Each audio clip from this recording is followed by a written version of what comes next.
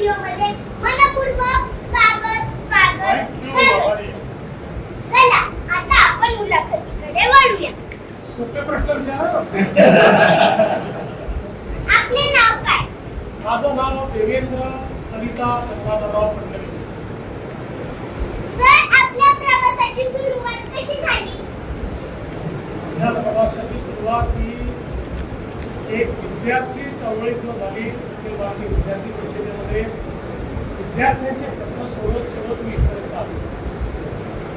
आपल्या सामाजिक कामात कोणती मोठी आव्हाने आली आणि त्यातून आपण कसे मार्ग काढले? कुठल्याही सामाजिक कामात आव्हान असतातच. जेव्हा तुम्ही समाजाकरता काहीतरी करायचं असतं त्यावेळी प्रत्येक ठिकाणी जी व्यवस्था असते ती आपल्याला बदलावी लागते. व्यवस्था बदलताना अडचणी येतात. तर आपल्यासमोर किती मोठे मोठे आदर्श आहेत. छत्रपती शिवाजी महाराजांचा आदर्श आहे. त्यांनी स्वराज्याची स्थापना केली. त्यांना स्वराज्याची स्थापना करताना मुलांशी लढावं लागलं, काही प्रमाणात सोटियाशी लढावं लागलं. पण त्यांनी त्या आव्हानांचा सामना करून व्यवस्था उभी केली. आपल्यासमोर भारतरत्न डॉक्टर बाबासाहेब आंबेडकरांचा आदर्श आहे की त्यांनी व्यवस्थेच्या विरुद्ध इतकी मोठी लढाई उभी केली आणि मानवतेचा धर्म हा आपल्याला शिकवला आणि समतेचं राज्य हे संविधानाचं तयार केलं. त्यामुळे त्यावेळी त्याच्याशी संघर्ष करावा लागतो.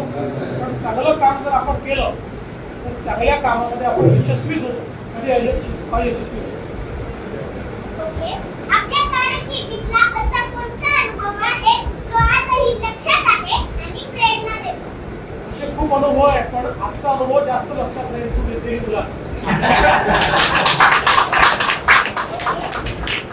आजच्या डिजिटल युगात आपण शिक्षण क्षेत्रात कोणते बदल करू इच्छिता? मला असं वाटतं की डिजिटल शिक्षण खूप महत्त्वाचं आहे आणि आज या शाळेमध्येच एक अतिशय सुंदर डिजिटल लॅबचं मी उद्घाटन केलं. ही इंटरॅक्टिव्ह आहे. त्याच्यामध्ये विषय देखील आपल्याला श्राव्य माध्यमातून पाहायला मिळतो. त्याच्यानंतर त्याच्यावर प्रश्न देखील आपल्याला विचारता येतात आणि त्याच्यावर आपल्याला परीक्षाही घेता येतात. मला असं वाटतं की आता डिजिटल युगामध्ये डिजिटल शिक्षण हे अत्यंत महत्त्वाचं आहे. प्रत्येकाकरता डिजिटल शिक्षणामुळे शिक्षणाची दारं उघडलेली आहेत आणि जगातली कुठली गोष्ट ही आता आपल्याला शिकता येते. त्यामुळे मला असं वाटतं की आपल्या शाळेतले आता जे डिजिटल लॅब आहे तुमच्यापैकी प्रत्येकाने या डिजिटल लॅबमध्ये जाऊन डिजिटल शिक्षण घ्यायचं. थँक्यू सर, तुमचा मौल्यवान वेळ दिल्याबद्दल.